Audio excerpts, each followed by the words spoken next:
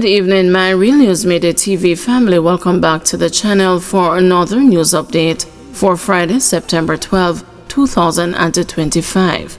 And in the news this evening, Royal Reid and the co-accused to go on trial on October 6. The multi-million-dollar fraud trial of former Education Minister Royal Reid, former Caribbean Maritime University President Fritz Pinnock, and their three co-accused, Sharon Reid, Cheryl Reid, and the JLP counselor Kim Brown Lawrence, will begin on October 6, a source close to the trial has confirmed. It had been ruled in 2023 after a judicial review that the five accused were to face a criminal trial. The five were implicated in a multi-million-dollar fraud case involving the Caribbean Maritime University in March 2019 after then opposition member of parliament Dr. Peter Phillips called for an investigation into allegations of misuse of public funds. Reid tendered his resignation to the Senate and as Education Minister within days, followed in July by Pinnock, who took a leave of absence from his position at the CMU. Months later in October, after their homes were raided, the suspects were arrested. The five were charged with breaches of the Corruption Prevention Act, conspiracy to defraud, misconduct in a public office at a common law, and the breaches of the Proceeds of Crime Act. Reid and his co-accused had attempted to have the case thrown out but were unsuccessful.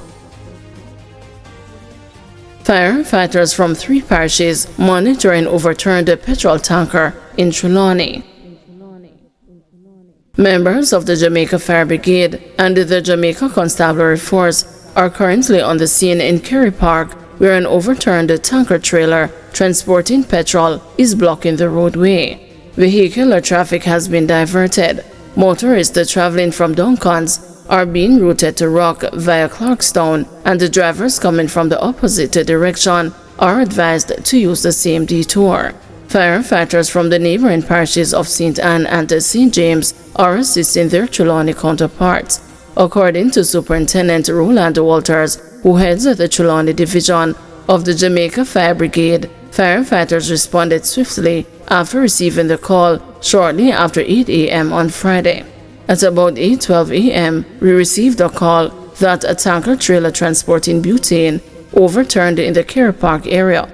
Upon our arrival, we observed the tanker trailer on its side in the middle of the road, Walters told the news. We managed to cool the container until a maintenance team from IGL arrived. So far, the area was evacuated and we are monitoring the activities here. As we speak, we have assistance from St. Anne and St. James. The Trelawney police are also here with us, monitoring the activities. So far, the scene is rendered stable, he added. Father facing charges after allegedly assaulting son. What began as a normal evening at home in Rosemount, St. James has now escalated into a courtroom battle that pits a father against his son.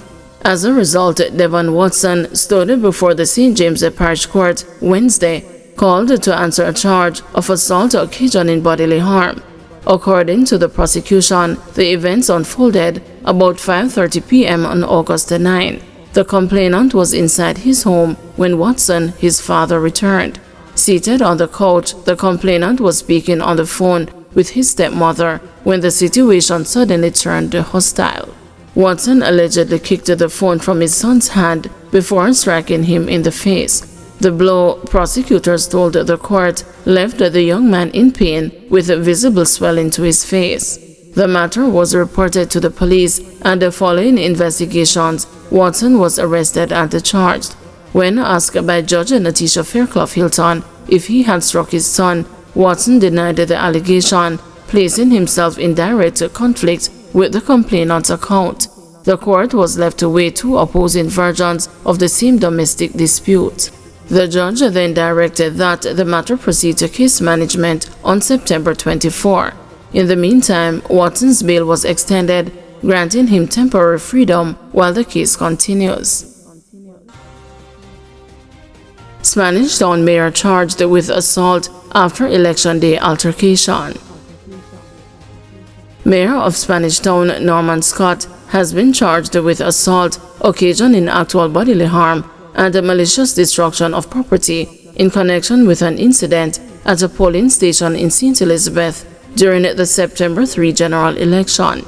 Reports from the Black River Police are that about 12 noon, the 66-year-old Scott of Williams Street in Spanish Town and the Gazeland district in St. Elizabeth visited the polling station and exceeded his allotted time. It further reported that an agent's attempt to inform him that his allotted time at the facility had expired resulted in a commotion. Another agent intervened to quell the uproar and was allegedly struck to the face by Scott before the mayor's security detail removed him from the location. Following the incident, a report was made to the police and an investigation was launched into the matter.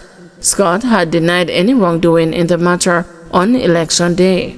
Summons for the offenses were formally served on the mayor on Friday, and he is scheduled to appear in the Santa Cruz Parish Court on Monday, October 13. PNP denies that calls for independent inquiry aimed at casting doubt on election outcome.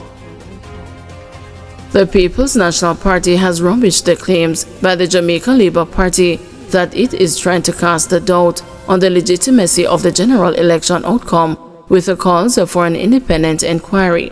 The PNP says an independent inquiry is needed to probe the reports of delays at some polling stations and the issues relating to the suppression of votes.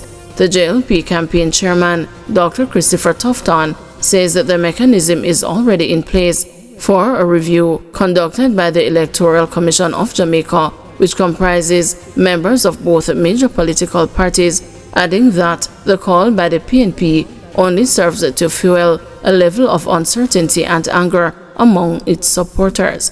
But the General Secretary of the PNP, Dr. Dayton Campbell, says that the JLP's argument is flawed.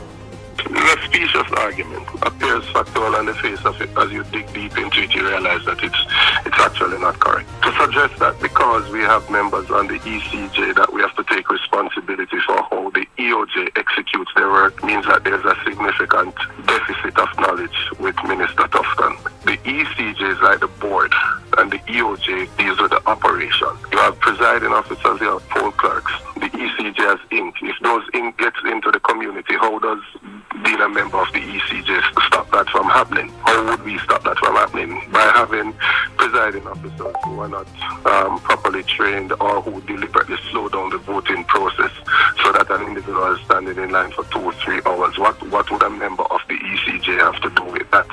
That is an operational thing.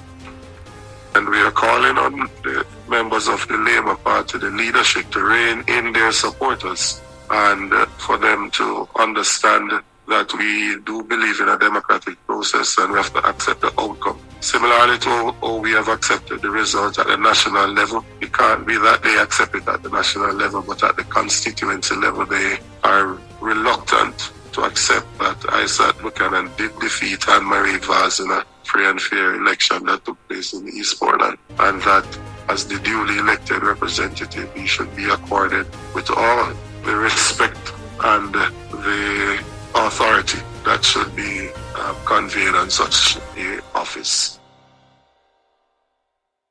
Nothing wrong with a PNP call for independent inquiry into election concerns, says Gordon. Political commentator Damian Gordon says in principle he supports the People's National Party's call for an independent inquiry into reports of delays at some polling stations and the issues relating to the suppression of votes. Mr. Gordon says, contrary to the view of the Jamaica Labour Party, the proposal does not diminish the outcome of the election.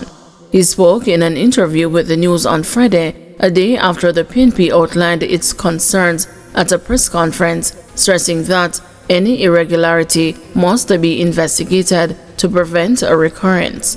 Mr. Gordon, an assistant lecturer in the Department of Government at the University of the West Indies, says that the issues highlighted should be probed to determine whether they can be verified or should be dismissed.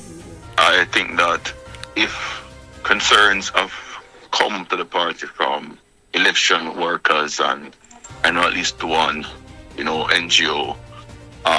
And I've seen many comments from voters on social media who have alluded to the slow process of voting. And I've seen comments where persons who have said that they opted not to vote after waiting for long periods. If these concerns have come to the party, I don't see that anything being wrong in principle. The party says we will look or we will seek to look further into these concerns to determine whether or not there is any credibility to some of these concerns and reports we have received. I don't think that in itself delegitimizes the election result. I don't think there's anything wrong with saying, well, we need to take a look closer at the internal, structure and processes of the EOJ to determine whether or not, those affected, some of the election day issues that were reported by voters in terms of slow voting, because there's always room for improvement. And we know that inefficiency in terms of voting on election day can have an indirect effect in terms of suppression, because it may discourage persons from voting and we also discourage those who are thinking about voting, going to the polling station, seeing those long lines and hearing of those long lines, and it could also discourage those who are already in line to vote. Thank you everyone for watching. See you tomorrow morning at 6 a.m. for another news update.